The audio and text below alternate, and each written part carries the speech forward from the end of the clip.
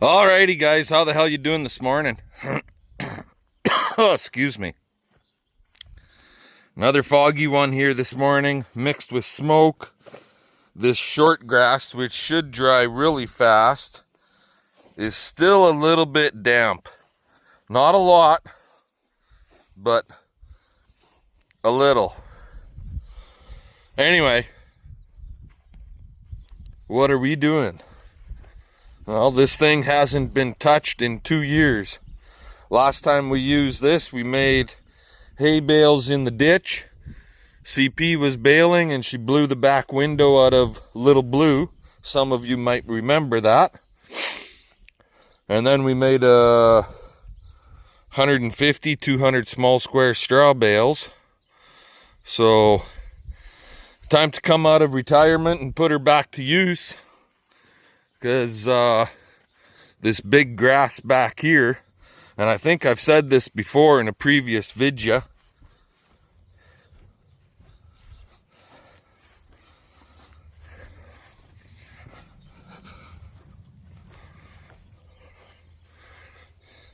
like there's a 100-head water bowl right there. There, you could just see the top of it. Anyway, give you an idea what the grass is like all through this area where we calve the cows out and feed cows while we're calving. So we're gonna cut this big grass and we're gonna square bale this sumbitch. There we go. There's just a hint of alfalfa in it, but it's mostly meadow brome, smooth brome, quack grass with a hint of alfalfa. That's basically all that's in there. So it'll make a damn good horse feed. And you know what? When the cows are in the barn, it'll make bales for them too. So if we can get about 125, 150 bales, that should be good for us for this year, this winter. Worst part will be picking them. And then another 100 to 125 small square straw bales. But this guy has to be greased up and serviced up. So let's get after it. We'll talk to you guys here in a little bit. Alrighty, guys, so if you're using a grease gun like this one, or a DeWalt or whatever, and you got the big lockjaw on the end like I got here, on these square balers, some of the, like this grease nipple here, you can't get on that son of a bitch easily. And there's another one down in there. You can't get to it very easily. So pull this pin out of here. This is just my suggestion, boys and girls. Slide those off. Slide that out. And lift that up. That makes it a lot easier now, don't it?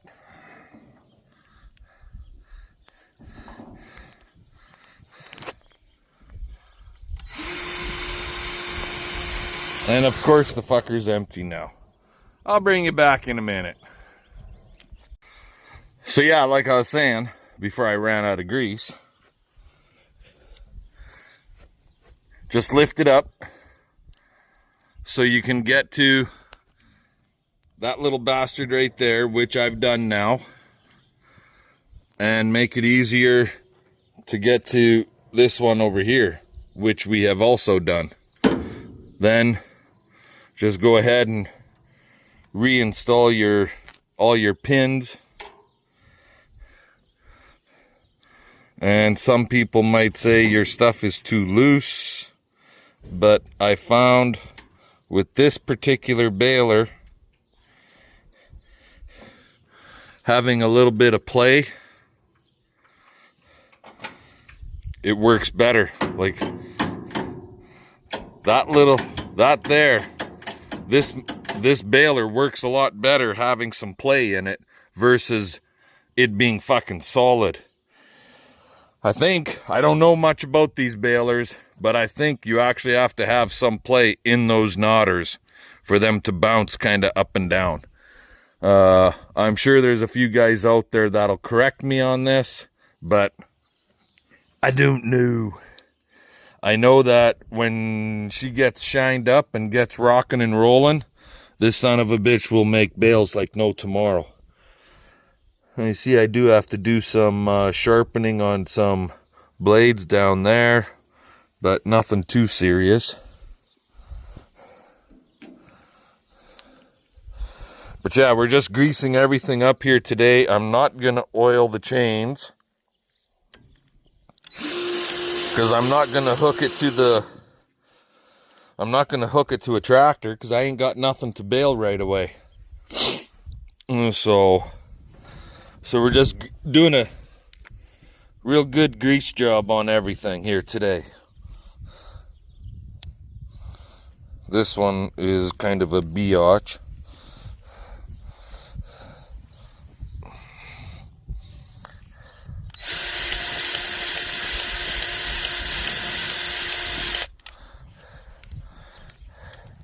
Alrighty, I'm gonna let you guys go. I'll finish and we'll bring you back later.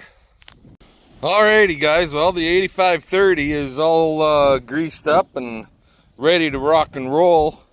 I did on the one drive chain. It's all original. You can see the red paint all the way around on this one.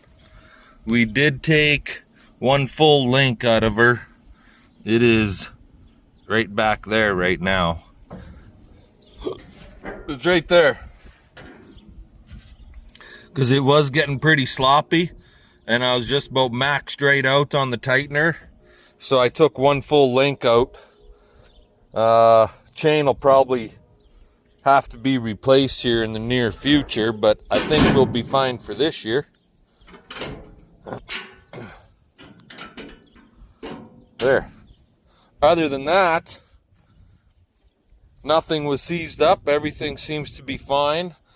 I'm not going to bother sharpening up our blades where it cuts the hay to form it into the square. I'm not going to... I think we'll be fine with the way they are. So, the oil in the canister for our pressure is... about 80%, 85% full. So I'm going to leave it at that. So the biggest thing to do at this point is run it a little bit, oil these chains really good, and then put her in the field and make a few square bales to shine it up. 4, 5, 6, whatever, 10. And then put the pressure to her and go to town. Anywho, myself, I'm going to go check on some hay that we raked up the other day. That wasn't ready to go yesterday. And we'll bring you back when we get out there. Talk to you then. So here's the barley field, guys. And my concern is that it's ripening too goddamn fast. It's got too much white in it. It's not a proper yellow. I don't know. That it's getting heat stressed. That's my concern. Like, I know it's hard for you guys to tell with me driving by, but do you think I should just say pull the trigger and jump into here and cut a shitload of this down while there's still some green in her and bale it up as a green feed? Or do I leave it and just see what happens?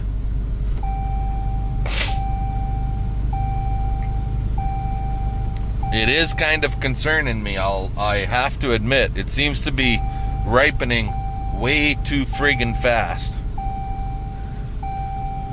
I'll pull in there and we'll walk into it a little ways.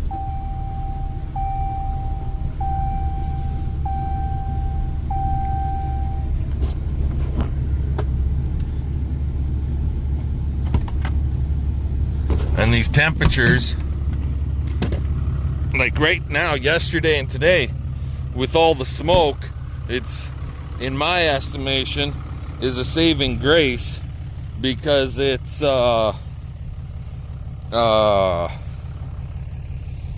blocking the sun and making it a little cooler. It's not so hot.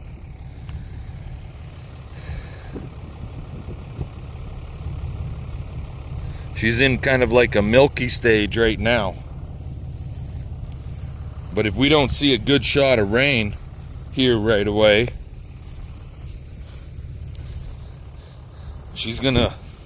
I'm afraid she's gonna burn up. It won't fill and it'll burn up. That's my fear. There's lots of yellowing from the ground up though, so I don't know, guys. You tell me. When I see this white on top of these heads, like here, it kind of, god damn, this stuff is tall. And this is a Conland barley. It's a green feed / silage barley, or feed grain barley. All barley is considered a feed grain. But when you run your fingers down the beards, there's no rough edges. Like these awns, they call them awns. Lots of guys, old timers, will call them beards. There's no roughness there. It's just smooth. And this particular barley has a bigger leaf on it too. It's not quite as big as haymaker oats, but close. And so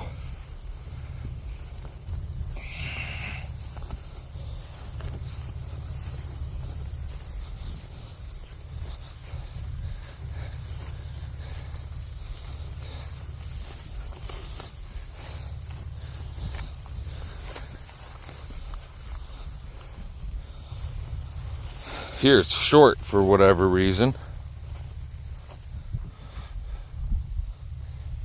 And you jump through this spot and she starts getting really tall again. Like where it's really tall is generally where it's kind of the ripest almost. And here she's yellowing right off. See, it's shriveling right up.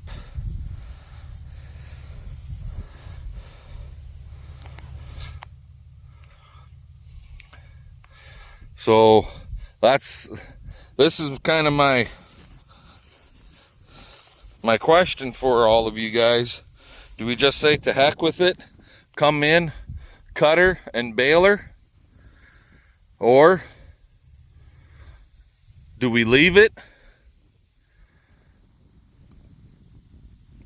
I don't know. I just don't know what the right thing to do is. Leave your comments, leave your suggestions in the comment section, boys and girls. Anyway, I'll bring you back later. Alrighty, boys and girls. Finally. Looks like we got lots. Probably enough in there for, I'm going to guess, about 70 to 100 bales, somewhere between 70 and 100. What about this side?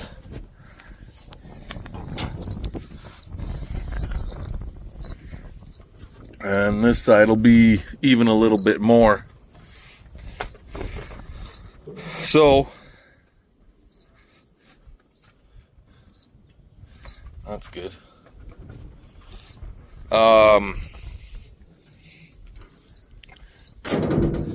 Went and checked that hay, and it was too wet.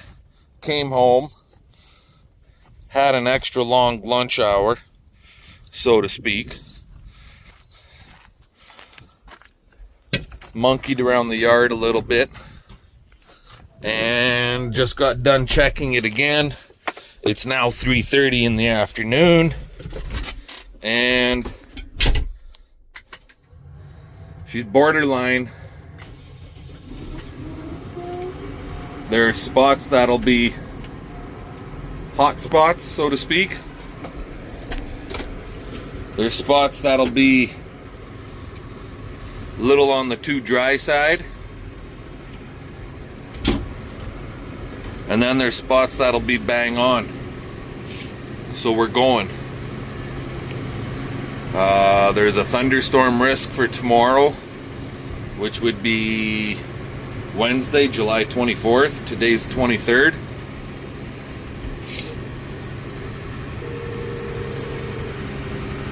And I got a phone call. Talk to you guys later. Alrighty guys, well, we're out here. I zeroed out our counter on our monitor. So we had 43 from the last field yesterday, and now we're back to 0. We'll see how many we end up on this, the opening rounds on this field. I'm thinking we're gonna be, well, I would like to see 60 plus bales, but I'm gonna say probably somewhere more in the line of about 55. But I might be surprised. And that's bale number 1. So anything can happen. And the twine did not start on the one side. There it goes. It's a little slow to start there, that sumbitch. But it's going now, so that's good. Anyways, I'll bring you guys back a little bit later after I get one full round made. We'll talk to you then. Alrighty guys, well, we made one full round. I'm just stopped here kicking out the first bale on the second round. And we did 15 bales on the first round. So we got 4 rounds to do. If everything keeps going, that's gonna be 60 bales between 4 rounds. So I ain't gonna complain too much with that.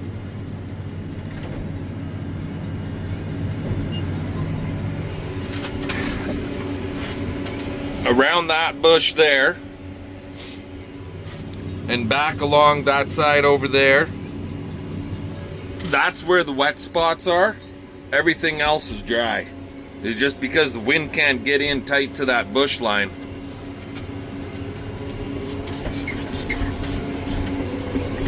The wind is up, so she's drying, and she's gonna get drier as time goes on, and then all of a sudden it's going to turn around and it's going to get really tough really fast. So hopefully we can get these 4 rounds done up, that's 60 bales, before it gets too wet. Cross your fingers, right? Anyway, we baling. Let's get her caught up, right? Talk to y'all later.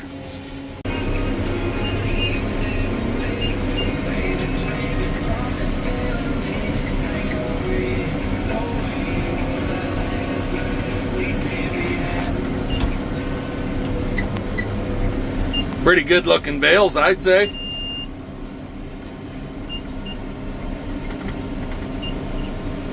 I'll let you guys know how many we've made once I kick this sucker out.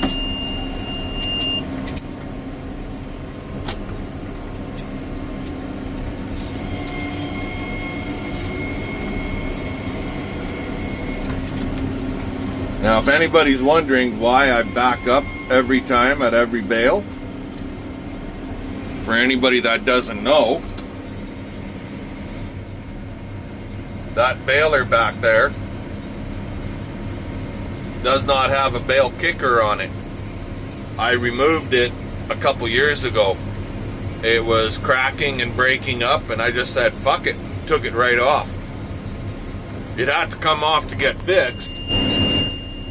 So I took it off, and I never did put it back on. Simple as that. You just back up a couple, 4 or 5 feet, kick the bale out, drive ahead, close the tailgate, and you're good to go. How many bales did we make so far? We're just about to start the last round, or we did start it. There you go. We got, what, 48 on there?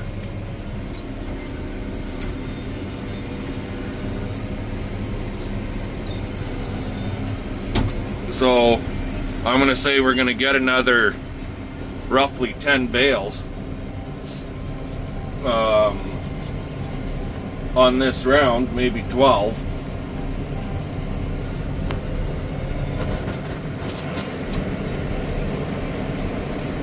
So yeah, we're going to be sitting real goddamn close to that 60 mark.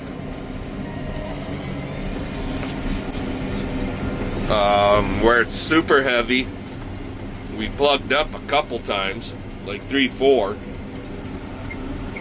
And that kind of sucks. And no, maybe I should have brought you guys along to show you how I unplug. When I plug, all I plug is the pickup. I don't plug the whole goddamn baler like some guys have had issues with plugging the whole baler, and they gotta kick the bale out and all that stuff. I just plug the pickup, so it's not so bad. Pull the wind guard off, pull a little bit of shit out, and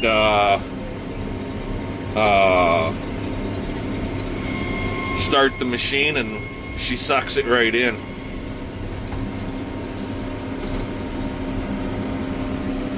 Anyway, I'm gonna let you guys go. I'm gonna keep baling here, and we'll talk to you later when we're done the field. Alrighty guys, well, that one, those two over there. Anywho, how many did we make? The last bale was only 46 inches. I'll show it to you here shortly, but 59. Theoretically, 58 and a half. Or 58 and a quarter even.